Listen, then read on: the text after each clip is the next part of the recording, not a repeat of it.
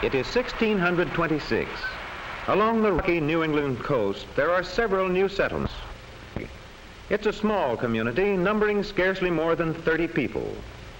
Robert Trent here is a fisherman. He built this bark wigwam with Albert Sims and Jason Conway. As yet, there are few women in Naumkeag. The beds are hung up like this every morning, but the fire's dying out is a rare occurrence. Over at the Fox dugout nearby, morning tasks are likewise underway. Mr. Fox is hewing newly felled fir. That's something that has to be done in carving a home out of a wilderness. Lucinda Fox is grinding Indian corn, a food important to all the settlers, while Brother Oliver milks the family goat, a highly prized possession brought from England. And now, Jason has laid the new fire and must borrow a live ember to light it. Here he is at the Fox place. Would there be an ember in your fire for some careless bachelors, John? That there would, Jason, and you'll be welcome. Do but speak of it to Susan. The Naumkeag settlers share dangers together, and they gladly share comforts too. How seems Master Robert today, Mistress Fox? I fear me there is little change. The fever has not left him these many days. One day, when you're well again, laddie, you can hunt deer with Jason. The fireplace doesn't always give adequate heat, especially when there is sickness in the house, sickness that may be very serious. Today, as always, there's a full schedule of work ahead for the bachelors and the entire community. It's time for Mr. Fox and Oliver to set out for the fields. Their clearing is just over beyond this ridge of rocks. There's a good view of the ocean from the ridge. And Mr. Fox and Oliver are glad to see their neighbors hauling in a plentiful catch of fish. Food from the sea, food from the land. The settlement will need both when winter comes. The first corn crop is coming along well, thanks partly to the Indians who abandoned some cleared land in these parts even before the settlers came. The sight of ripening corn makes John Fox feel confident. It makes him eager to clear the ground for larger plantings. It isn't easy, this clearing of a wilderness.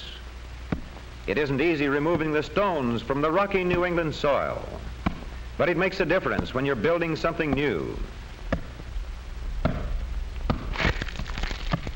Jason here, repairing the roof of the bark wigwam, had a far more comfortable house in Dorchester, England. But this is a new home in a new land. It makes a difference. Albert Sims, who grows and harvests his own tobacco, takes as much satisfaction in his small crop as do the big plantation owners of Virginia far down the coast to the south.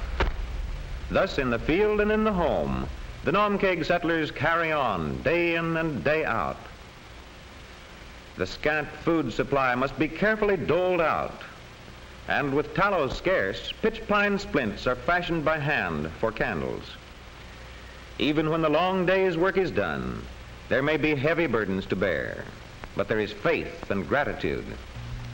Our Father, it hath pleased thee to set us upon this alien shore, where thy bountiful providence hath granted us shelter and our daily bread. For all thy many blessings, our hearts are humbly grateful.